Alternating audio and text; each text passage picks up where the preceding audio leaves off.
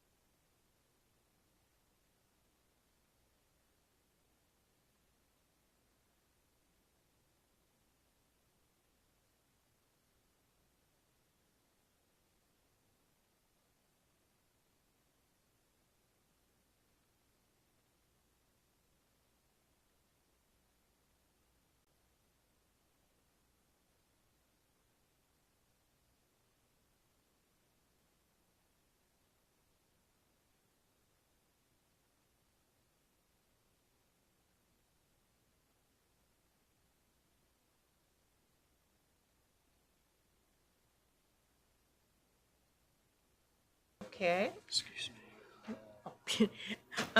We are now out of executive session and direction has been given.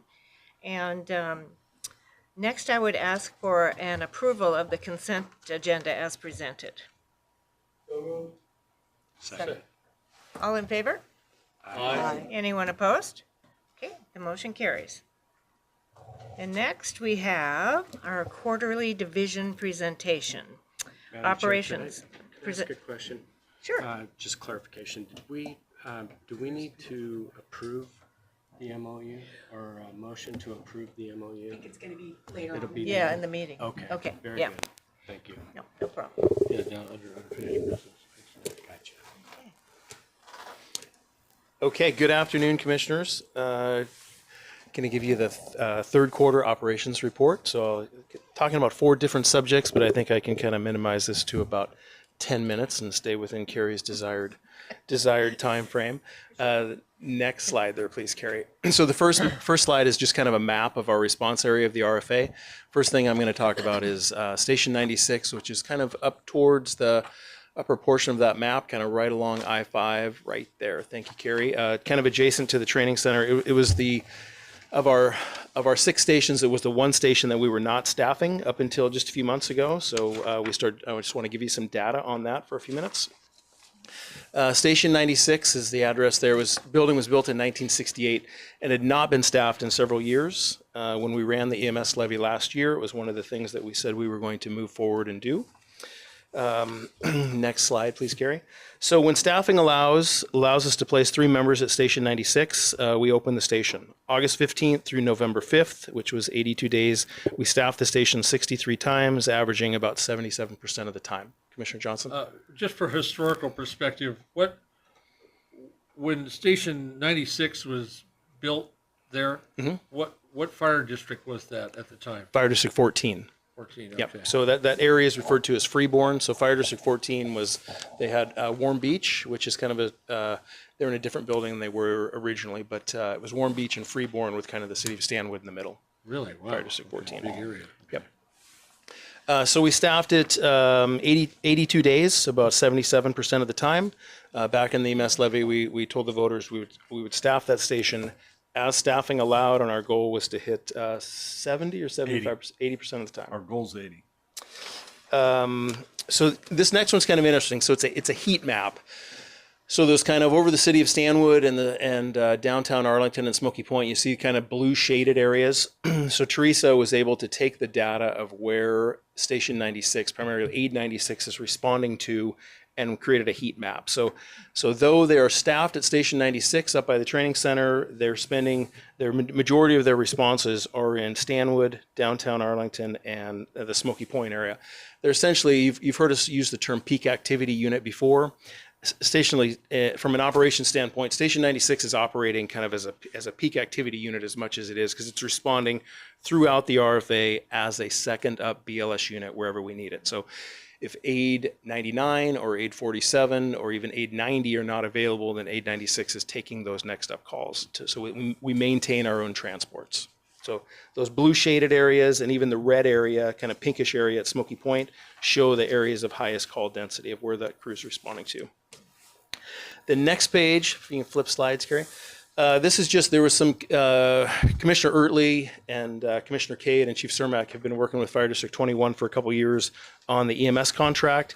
And just recently there was some discussion with them about they're kind of closing, hopefully we hope, Commissioner Ertley kind of wrapping that up, but there was some discussion about how we're going to utilize their resources when needed. So there was some confusion, and I just put this directive out a few weeks ago that just advises our crews that when Aid 49 or Aid 50 from District 21, and this could be Aid 94 from District 19, it's really any outside agency's unit, EMS unit, when they are requested, let them proceed in if they are the closest unit. Let them proceed in, establish patient care. Our units will respond in, transfer patient care, and do the transport. There was some confusion out there about this, so I just put out a directive, and I just wanted to clarify how we are working with District 21 on that. The next slide, I'm going to switch gears here. We're going to talk about wildland deployments. Wildland season is just wrapping up. Some really interesting data. Next slide, please, Carrie.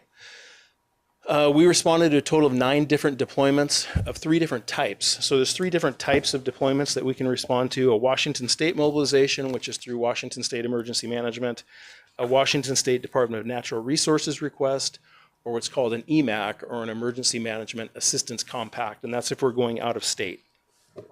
So we were on wildland deployment about 67 days over the season. A total of 24 North County personnel participated in those deployments. And there's not only the deployment, but there's also the backfill. So when we deploy, we have staffing that leaves the area on a deployment, and then we have backfill that's needed to fill their spots when they're here, when they're scheduled to work. And we're reimbursed for both of those. So we're paid for our crews to deploy, and we're paid to backfill their positions here at North County. So we have about a little over 1,100 hours was spent on deployments. And the total revenue submitted for reimbursement for staffing was just under $300,000 for all the labor costs. That was the deployment costs and the backfill costs. We will reimburse that. And the total amount that we're submitting for reimbursement for those 9 deployments for all of our resources, our equipment, so our brush trucks and a fire engine that responded, about $123,000 that we'll collect for wildland season this year. So kind of something we do that you don't hear a whole lot about. So I picked a few subjects this time to try and give you a little better idea of what we're doing. Where we deployed on the next slide. From way the furthest at the north there, over in eastern Washington, kind of up above Omak, Okanagan area, right on the Canadian border, there was one of the last deployments we had. And then all the way down to San Bernardino, east of Los Angeles. We had a crew down there for almost 3 weeks. So we had 9 different deployments from the peninsula to the Canadian border down to Los Angeles area. Switching gears again, kind of something else we recently did. A training exercise with Burlington Northern Santa Fe Railroad. This train that you see the picture of, this was in downtown Arlington, kind of just south of City Hall. It's at the very northern end of what's called the Arlington Spur. And this train it's a training train. So Burlington Northern, they bring it to wherever it needs to be with instructors. So we hosted the Snohomish County Hazardous Materials team for 3 days. The team came and did their continuing education. Every day was the same training, so the members of the team to pick which day they wanted to attend. And the instruction was led by Burlington Northern on rail safety, right? So there's a propane vessel car there that they use, and they can simulate different things happening on that. And then the train in the back of that, the second car you're going to see on the next picture. It's kind of interesting. If you can switch slides there, please, Carrie.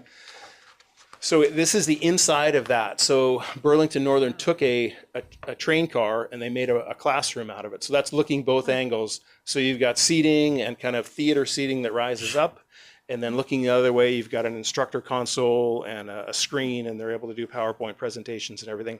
So they're able to do classroom instruction right there on site and then go outside and actually go through the scenario. So we had about 60 people throughout the county that participated in that training in mid-September. So I'd like to recognize Chief Kuntz and Captain Abrahamson for that. They were a large part of that. And the last thing I'll talk about is certainly not exciting, but something we do every year is we test our fire hose. Some people would probably have no idea we do this, but it's a Washington Survey and Rating Bureau requirement. We're rated by WSRB every 5 years. One of the things that they do is they come in and we have to prove to them that we did our annual hose testing. So it's pressure testing on our hose. It's a lot of hose. So about 654 sections, totaling about 35,000 feet of hose. We had 19 sections of hose fail this year. The cost to do this, we use a company called National Hose Testing to come in. It's a photograph of them doing it up at the training center. They were here for 4 days, and they pressure test all the hose, reload it, and the crew. So we rotate rigs up there. So we create a rig that floats around the RFA. So like if Station 48, if it's time for ladder 48 to go up at 2 o'clock in the afternoon, there's a rig that backfills them. They go up. They get all the hose tested, and a couple hours later, they're back in service and that. So it took 4 days to accomplish all that at a cost of about $14,000, but it is a huge relief on the crews. And I know Ian, our fleet mechanic, is very happy that we choose to use National Hose Testing instead of doing that ourselves. There's some agencies that use their own fire apparatus to do it. It's a very high RPM that you have to pump the hose at to generate it, so it's very hard on the apparatus. So we choose to outsource it, and it's very uneventful thing we do every fall that you probably have no idea that takes place. Yeah, So what happens to the 19 sections that fail? Are they it's garbage? garbage. Yeah.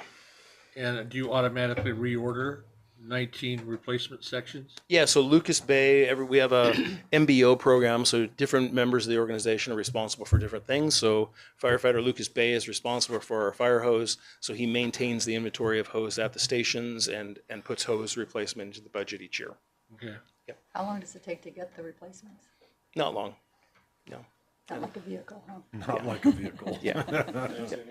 Yeah. Just, this was the first time that we used the training center to do this, and the company said because of the pressure that we were able to set the height at, it was the most efficient testing they've ever done. So it was a good idea for us to, Chief Casca use the training center, and it ended up really working out well for them. They were like, this is awesome. Another good use of the training center. These guys, they're out of Southern Oregon, and they travel all over the Pacific Northwest for about 9 months out of the year testing fire hose, and it's Those guys work. it's- And that hose is heavy. yeah. Yeah. And to watch them, they're machines. So I am happy to answer any questions about this brief presentation or the report, my quarterly report that was in your packet. If anybody has any questions. You go ahead first, and I'll go. On the backfill, where do the firefighters come from? They're our own employees coming back to work off duty on overtime. Oh, okay. Yeah. And then also on 96, are we required to continue maintaining, staffing that? Because as you share it, it looks like they're not there. They're in other stations. So it looks like it'd be more beneficial to have the staff and the gear at other stations. Well, if you looked at a heat map of like station, I'll use another basic life support unit, another BLS unit. So if you looked at 847, which is by far our busiest BLS unit, if you looked at a heat map of where it responds 90% of the time to Smoky Point, right? And we could hit those addresses. It's the Cascade Skagit Clinic and the Kidney Center and the Stillaguamish Senior Center. It's those high frequency addresses. At Station 96, it's very rural, so the call volume out there is low. So we knew going into this that only about 10 to 15% of their call volume was going to be in that immediate area, and they would be used as an additional resource. And that's not an issue. I mean, it's okay that they're going distances away to. It's the most efficient use of our equipment for the cost. And we have a segment of our community that live out that way without Station 96, have a response time, an average response time of 9 to 10 minutes. That when you talk about EMS, we talk about brain death that occurs starting at 7 minutes. So by having a unit out there at that station 24 hours a day, it covers that area, and additionally helps with the Smoky Point, which is a big bulk of our calls, and the development in Stanwood, with all the new developments going that way. So that unit is multi-used and available. And in the paper I gave you from my chief's report, it shows the unit hour utilization in all of them, and I'll report that as part of my chief's report. Commissioner Johnson. Yeah, I have had some employees of this department complain to me and make accusations that I wasn't sure were totally fact-based or not, but the criteria, and I know it's complex, I'm not trying to make this a 2-hour question. The criteria that you use to decide deployments, I know varies on data. I mean, there's data for everything, I get that. And this is a question, that you use that data and the time of day and locations, and we were talking about Smoky Point, things like that. You use a formula of some kind to make your decisions on deployment. For sure. Correct? Yeah. Yeah, right. And is it also true that can change things depending on the data that comes in for that day or event or things like that? I mean, things are always, I refer to as dynamic, not static. Good deployment is, I've never known deployment to be static, where you just say 3 people there no matter what, just that's it. Okay, is that right? Yeah, and it's so that's just Teresa's role in the back there. She's our data analyst. So she has lots of different software programs that she uses to extract data from our Yeah. Snow 911, our call data, Right. right? So she Yeah, works with that. exactly. So we map calls based on days of the week, 24 hours of time of the day, and then specific addresses like, Teresa, I'm going to guess here, but 3823 172nd, our highest frequency address in the RFA. Cascade Skagit Clinic at Smoky Point. When that was built, it just almost overnight became I could believe that. yeah, Sure. And so those medical facilities, long-term care facilities, senior living facilities, those are our high-frequency addresses. So Why do I keep hearing that somehow the staffing at Station 48 is inadequate for Arlington and puts Arlington at risk more than it should be?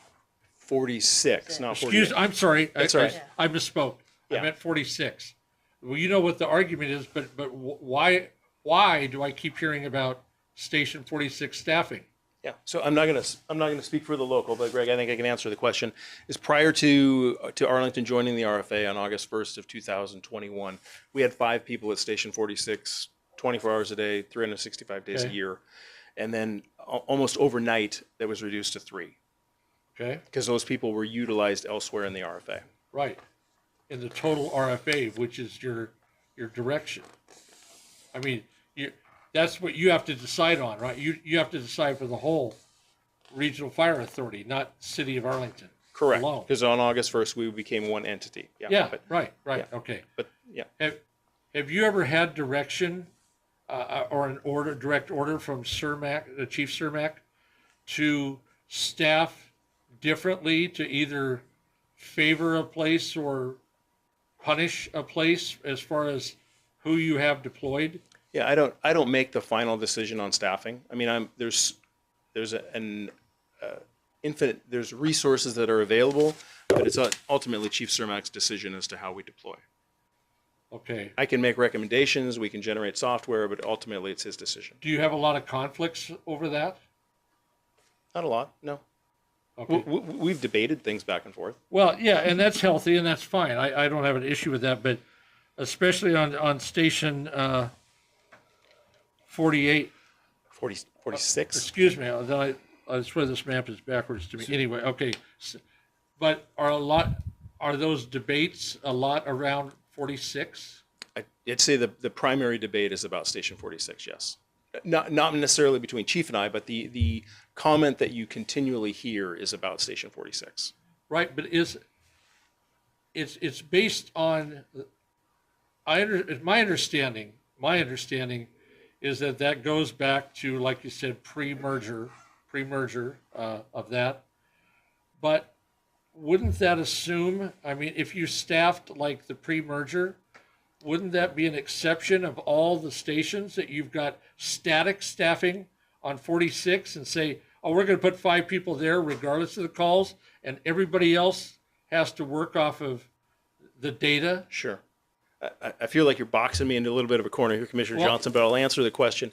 Is I think part of the RFA planning to the citizens of Arlington, and I think the message the local heard, is that the deployment in Arlington would not change. And it did change. So that's the message. It's not my decision. I appreciate that, but I'm getting back to the point about static staffing, where you just say a number and say, I don't care what all the data is, they just get this many people and crews, versus dynamic staffing, which I see as the only logical kind of staffing RFA could do for the entire regional fire authority. For sure. And we may deploy 2 years from now differently than we do today. Exactly. You may deploy tomorrow differently, but it's data driven and conditional. And once again, dynamic staffing. I'm making that word. I don't know if there's a better word, but I'm just saying It's not dynamic. fixed. What was that? It's not fixed, is what you're Exactly. trying to say. Yeah. Right. Versus static. And I mean, I could never, as a commissioner, agree to a model of static staffing where other conditions that come along, forget, and we're just going with this and make that fit. So I'm just wanting to clarify that. So that's what we're doing. Are Okay. you good, or did we clarify it? Yeah, that's Okay. fine. I just want to say too that I get asked questions a lot, and I have to explain or ask the question, did your level of service change? Did it cause that they couldn't have somebody on the scene in the same amount of time? And I don't think that that changed. I think everyone is being served the same way. It's just, I agree with you. you know what I mean? Yeah, So right. when people say, why would you want 5 people sitting there when you can more efficiently have 3 there and still deliver the same level of service? As long as you've worked in all the other moving parts of it. Yeah. And I realize it's a challenge and it's a big it's a big operation, but I mean, as our duty to our citizens in this thing is for everybody, not just one particular area. And if whether it would be like where we're to get static staffing in Arlington or static staffing in Stanwood or Warm Beach or something like that, I would just go like, no, we have to adjust to the overall situation. And that's just reality. So anyway, Yeah. okay, thank you. That's what I Yeah, appreciate and the answer. When we came together in August, I may get the number wrong here, August 1st of 21, we had 53 or 54 full-time employees, and today we have 84, right? So we've gained 30 employees over a little over 3 years, You know, right? and Which more- changes how we deploy. Well, and more apparatus as well. Yeah. Okay, does anyone else have a question or comment? Thank you, Dave. Okay, I thank you. enjoyed your How was my report. time frame here? Okay. Next, we have 2 items for public hearing. And so I will open the public hearing for the first resolution, number 32024-01. Sorry, those numbers are. All right. And that is in regards to property tax. Clean. Just, So Randy is on vacation, and we open this up because we can only increase our property tax by the 1% change, and obviously we come back if the IPD is more than 1%. We have to come back and ask the commission to increase that 1% for both this resolution and the next. So Randy's on vacation, so I'm stepping in for Randy, and just, this is the second reading, so you heard it once before, but just a refresher for our audience, and those are the 2 resolutions before you. okay.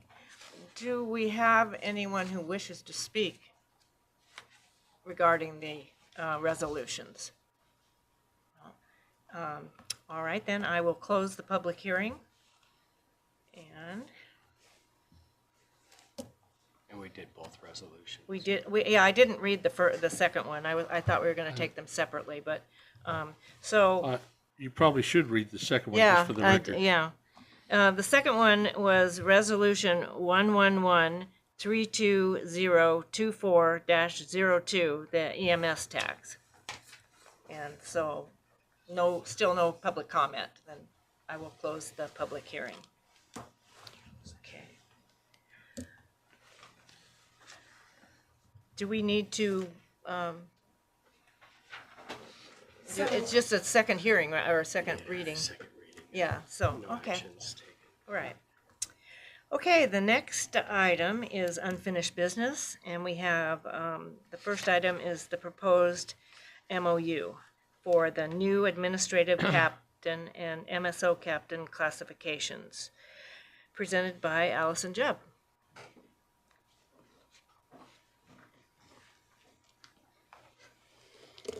Good evening, commissioners.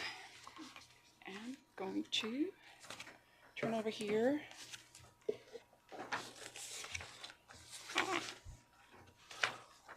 All right. Well, as you know, we have been working with the union. Can you hear me okay? Okay. We've been working with the Local 3438 in addressing some of the concerns brought forward regarding the leadership staffing levels for the EMS division. And it's been multiple months. We've been back and forth talking through different options with them. And I am pleased to say we've landed on what we think is a good step forward.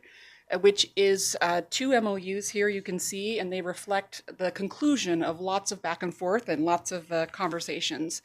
One is an MOU that establishes a position called an administrative captain, and this position would help in a lot of administrative areas of the organization, some of which were previously and have been done by our chief of training. There he is, chief of training and safety, Battalion Chief Kuntz, and others throughout the organization. It does take a lot of work to do all the administrative processes that are necessary to keep a fire and EMS organization trained and everything humming along the way that it should. So this position will be a relief valve for that. And the other part of it that is important is this position will also create a training ground for helping folks as they maybe move into the battalion chief position. So that is one MOU. The other MOU is really more specifically focused in on the EMS division, and that is a medical services officer or MSO captain position. That position is really relieving some of what was normally done on shift by, you've heard the term shift MSOs, and a lot of the administrative work that was done on shift, trying to do in between calls, in between helping maybe new paramedics or new EMTs get up to speed and on board and so forth. So that was really a strain on them. And it really made sense. We're growing to the point now where it made sense to really put that infrastructure in place and have a captain level MSO to help address some of that administrative work. So those 2 positions, we have an MOU moving forward to put them in place. We still have work to do, so we're obviously in the middle of negotiations. In addition to the MOU, we're going to be putting contract language in. So we have until the 22nd of November to figure out how we can get into the contract the terms and conditions and concepts that we have agreed to in the MOU. So that will be happening. More work to come for us doing that. And we've mentioned this before, and we think it's a good administrative use of our time. We actually posted these jobs, put out the notice Friday. I can't remember. My days are blurring together. Friday of last week. So it is running for 10 days concurrent with this, obviously contingent on all the parties ultimately agreeing to the MOU. But we'd rather get that 10-day period going and see if we can't fill them as soon as possible. So what you have before you is, I think, representative of a lot of hard work and a lot of collaboration on some really difficult topics between the union and management. And I very much appreciate, difficult conversations, crucial conversations. One of the reasons why they're so hard sometimes is because they are some of the most important things to talk about, and people care about them very much. So I think it's been really valuable. Sometimes the passions rise up, and it's been very valuable to kind of work through that, let people have their say, and then also then try to come forward with something pragmatic to move us forward. So I believe that that's what we have here. Thank you very much for all your efforts and hard work for everyone involved. So do we have a motion I'll make for a the motion first? to authorize a new administrative captain classification and related provisions, and substantially the form as presented in MOU 2024-03. Second. All in favor? Aye. Anyone opposed? Okay, that motion carries. Thank you. And do we have a motion for the second? I'll make that Okay. motion to authorize reclassification of community resource paramedic classification into a new MSO or medical services officer captain classification and related provisions in substantially the form as presented in MOU 2024-04. Second. All in favor? Aye. Anyone opposed? That motion carries as well. Thank you very much. Thank you. Very good Allison, work. thank you. And Yeah. Chief Kuntz, your fellows taking part in that too. Thank you. Thank you. It's a team effort for sure. Okay, the next item on the agenda is new business. Do we have any? Oh, yeah.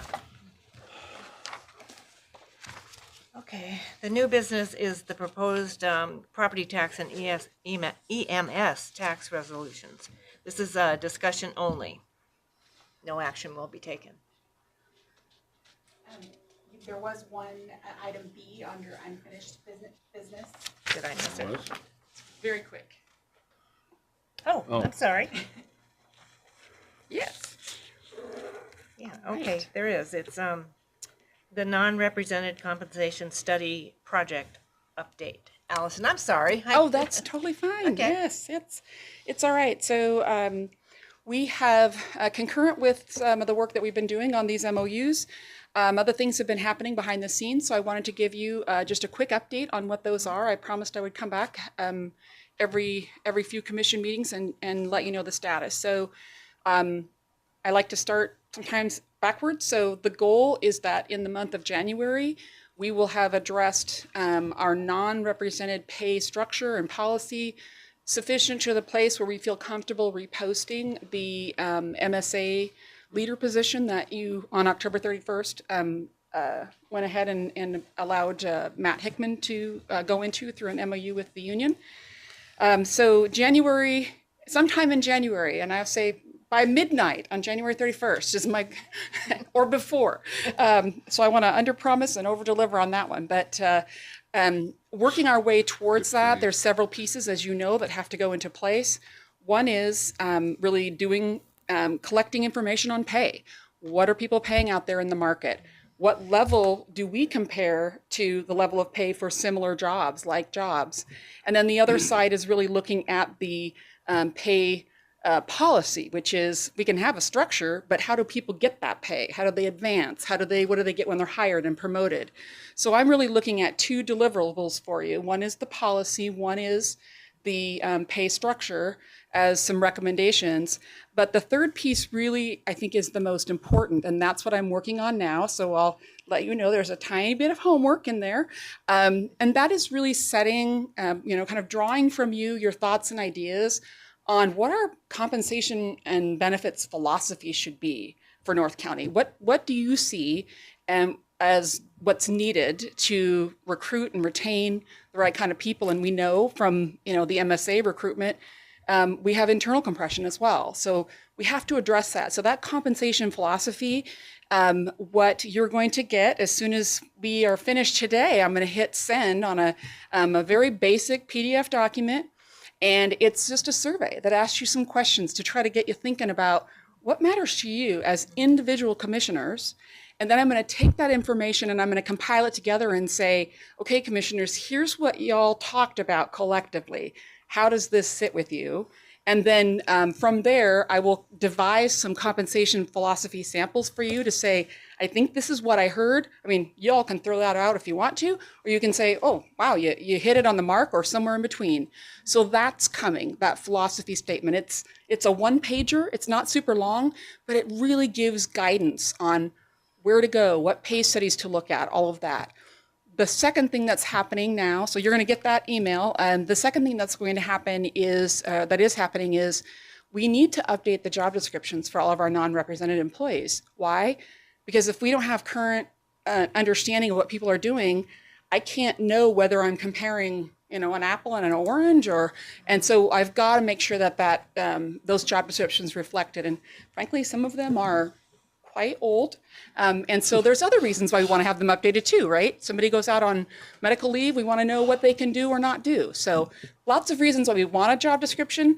This project just is going to do it. So they've got that information out already. Those of you that are in the non-represented group, Chief Cermak turned around his in about, I said it was going to be 20 minutes, but I think he took about 35, but it's very fast. Just marking it up. We'll do all the hard work and then get it back out. So we'll Thanks. have a nice product. I thought mine was pretty hard. Yes. So those are the two things that are going on.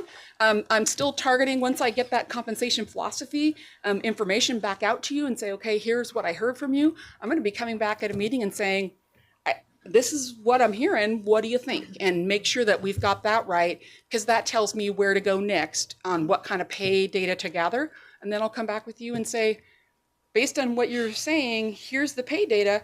How do we compare? And what are some recommendations? So Very good. it is coming together, moving fast. Thank you. You're welcome. Thank you. Oh, Yes. Do you have a question, Holly? I do. Can we go back to the previous issue? And you may have already answered this at a previous time.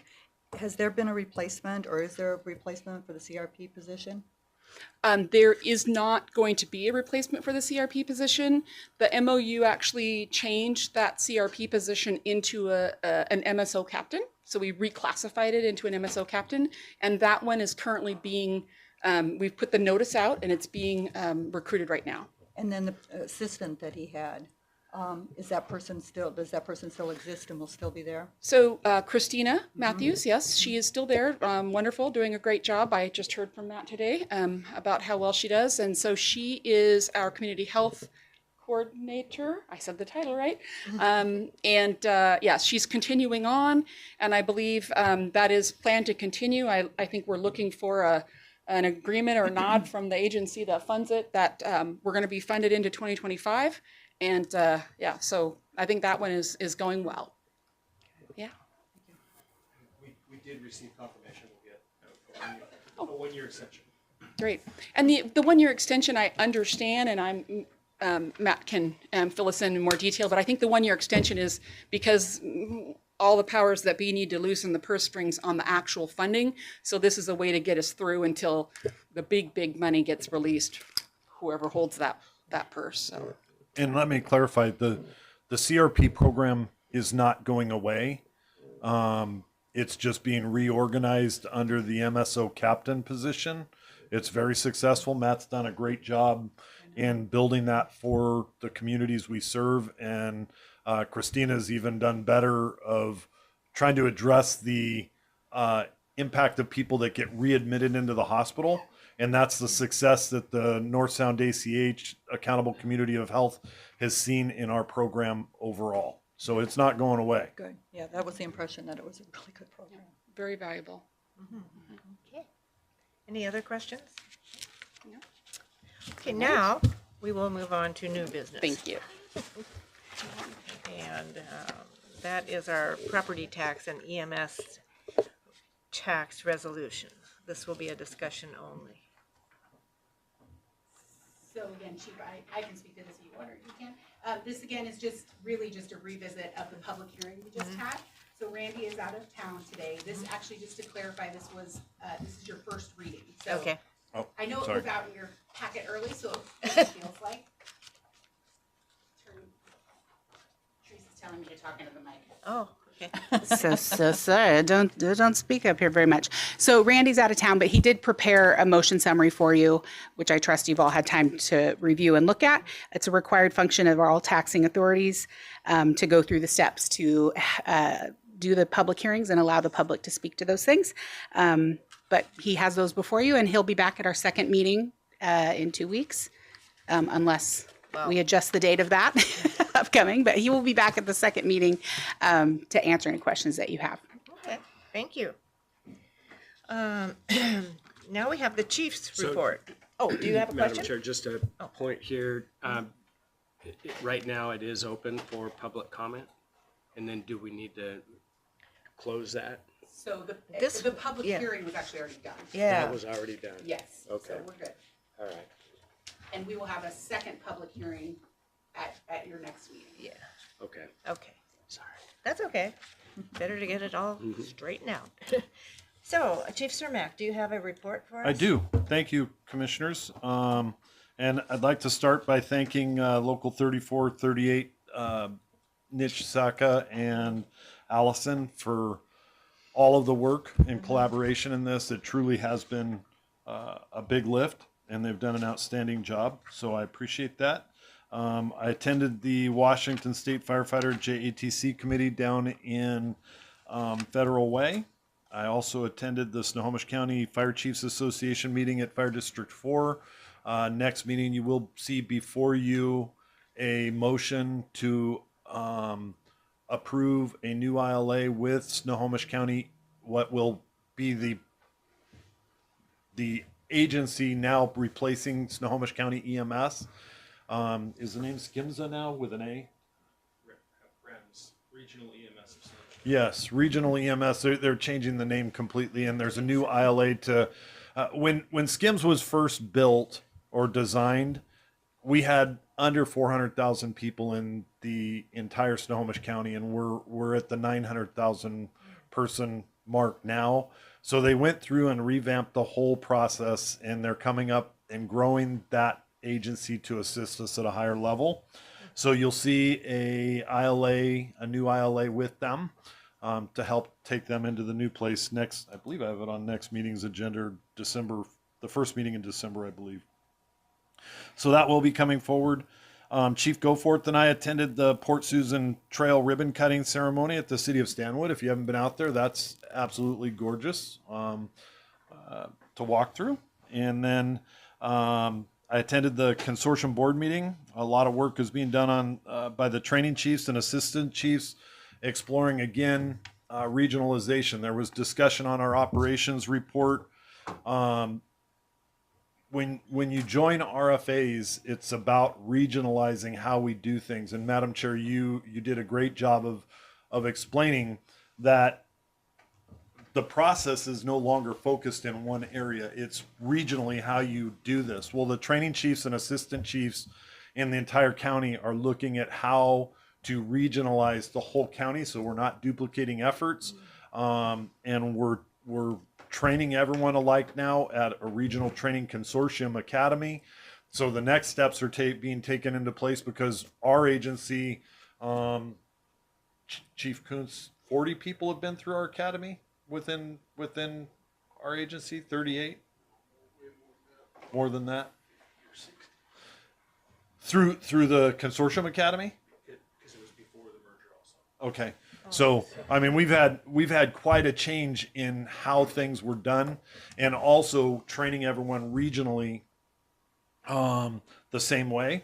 One of the challenges is that our officers haven't been through that process. So, as part of my chief's report, I'll share some documents as I move down. But and I just wanted to recognize Will King and Chief Nyblood.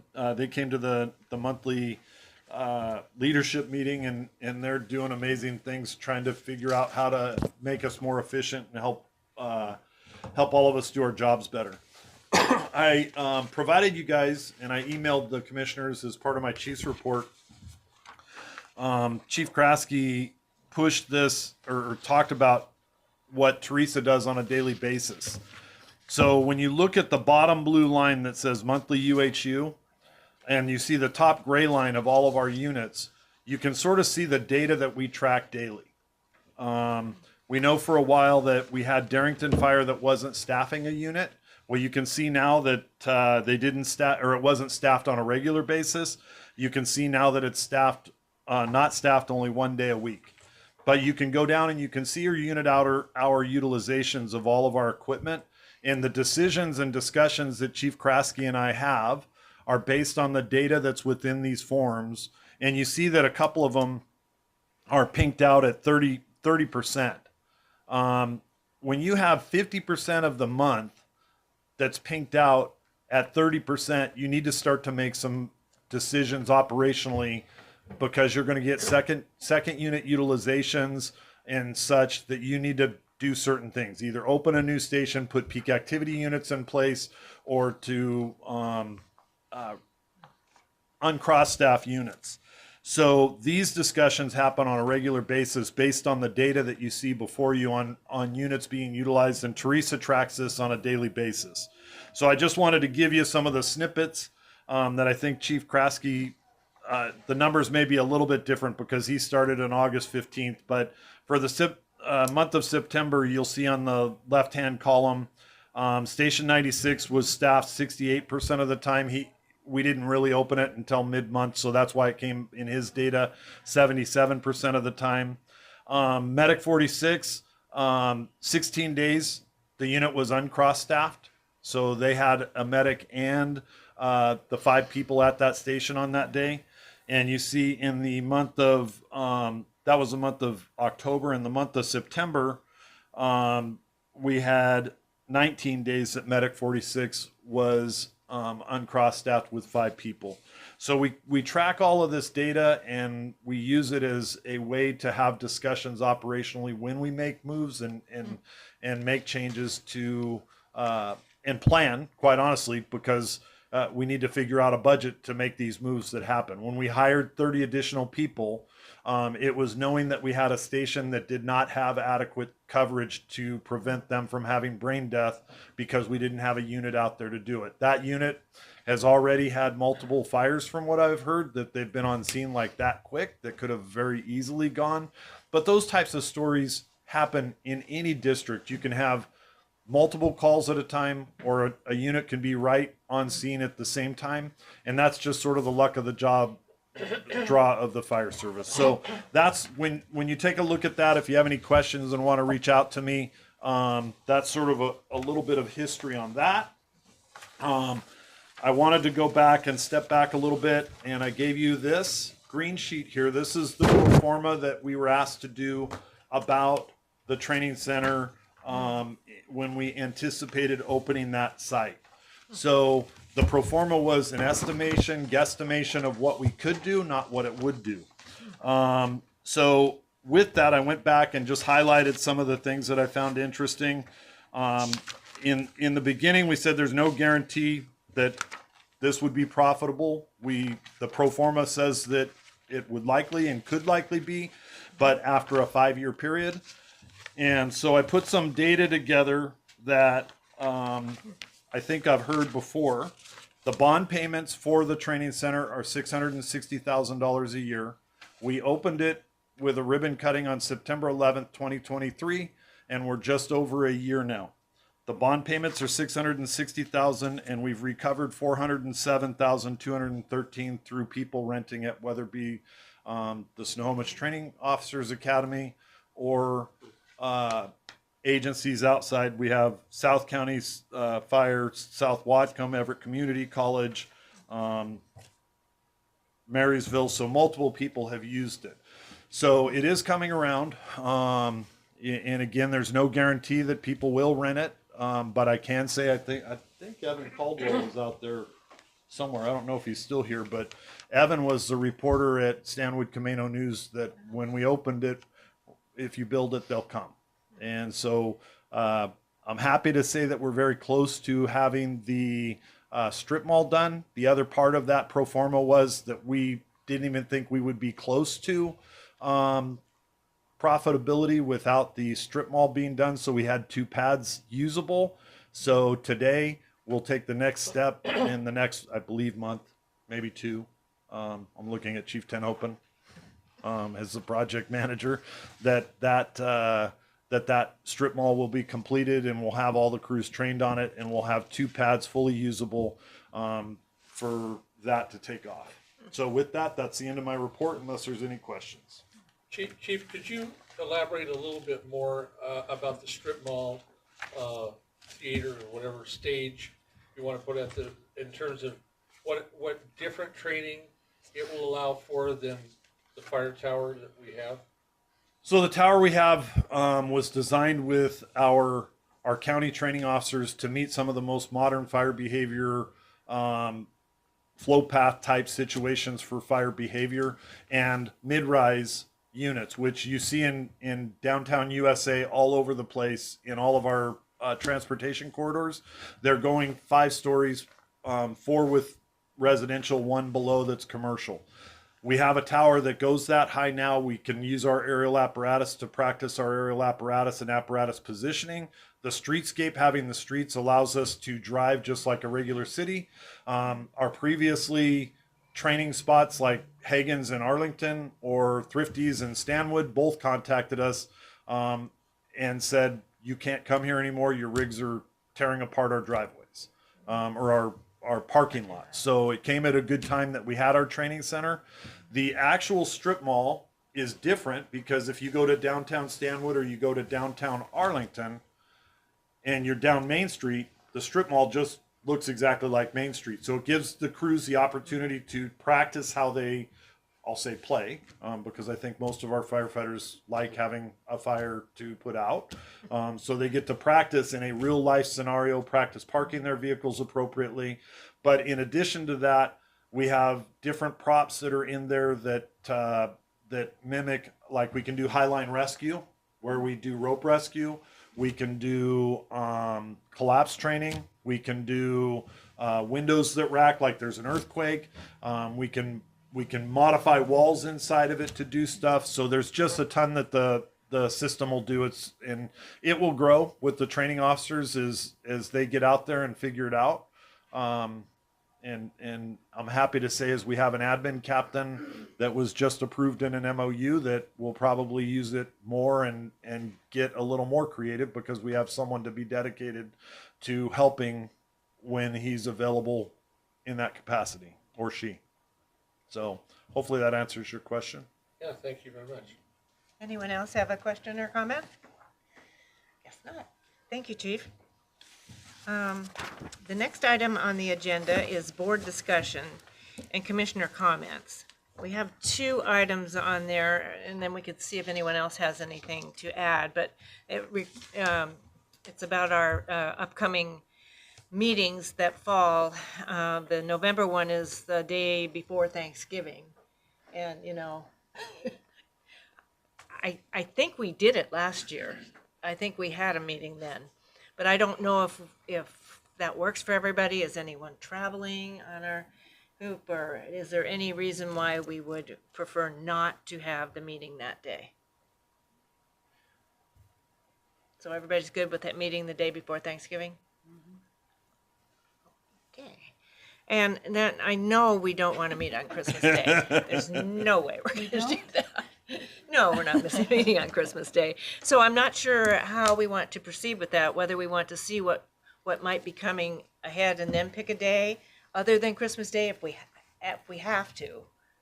Did we have a meeting at the end of No, December last we year? didn't. We skipped it, didn't Yeah, we skipped it. So Because you got the budget back. yes, Yeah. I just Yeah. need to be, I need to be clear. The reason that we skipped it is the budget was complete. If we get down to the wire, if there's a major controversy Yeah. over the budget, then we may need that meeting. But I Not on Christmas Day, though. no, We yeah. pick another day. I mean, I'd rather have the meeting scheduled for like the Monday of that week, like the 22nd.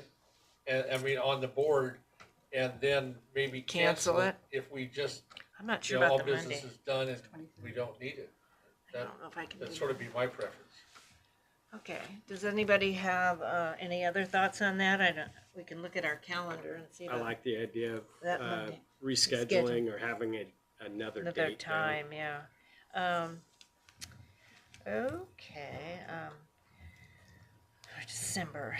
So you think December 20th? Is that No, Monday? December 20. 21st, is it? No, wait a minute. 23rd. 23rd. 23rd, Monday? yeah. Okay. Okay, Oh, yeah, 23rd, right. yeah, because the 24th would be Christmas Eve, Yeah. and we Yeah, don't right, want that. I'm just thinking, Yeah. schedule the 23rd, and I hope We don't business need will be it. wrapped and we won't need it. That's right. Okay. Does everyone think that sounds okay? Anybody against it? We're all good? Okay, let's reschedule then to December 23rd for our meeting, and in December, our last meeting. And if we don't need it, we will cancel it. I just, let's, I would do that, just Yeah. to lock it in. Yeah. We're about doing yeah, but we're talking about a motion. Oh, you want to make a motion to do I it? think we should, yeah. Okay. Do I have a motion to change the meeting from Christmas Day to Monday, the 23rd? At 4 Of p.m. December. So moved, yes. I'll second. Okay, a second. All in favor? Aye. Aye. Anyone opposed? Okay. No, okay, that motion carries, thank you. Okay, anything for the good of the order? Madam Chair, can I go ahead and share, since I did get this full message? Oh, Kirk yeah. asked if I could read this to you. So this came from Kirk Normand, who wanted to be here in person, had a call, didn't get a Zoom link.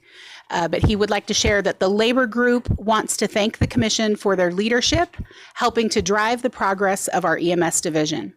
Labor and management have been working hard to find a leadership solution that works for the agency, and we appreciate the support. Very good, thank you.